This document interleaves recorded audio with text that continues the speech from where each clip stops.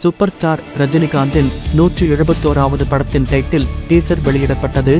இந்த படத்திற்கு தங்கம், ராணா என பல டைட்டில்கள் ரசிகர்களால் வைரலானது. இந்நிலையில் யாரும் யோசிக்காத வகையில் தற்போது கூலி என்ற படத்திற்கு டைட்டில் வைக்கப்பட்டுள்ளது.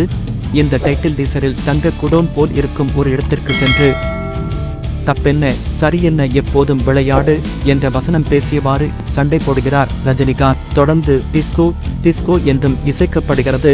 அதன் பின் தன்னுடைய கூலி பேச்சை ரஜினிகாந்த் துடைப்பதாகவும் காணப்படுகிறது. மேலும் அந்த வசனம் 1982ஆம் வருடம் வெளிவந்த ரங்கா என்ற படத்தில் ரஜினியை பேசிய வசனம்தான். தற்போது ரசிகர்கள் இந்த டைட்டில் டீசரை கொண்டாடி வருகின்றனர். இதற்கு முன் தமிழில் கூலி டைட்டிலில் படம் ஒன்று வெளியாகி இருக்கிறது.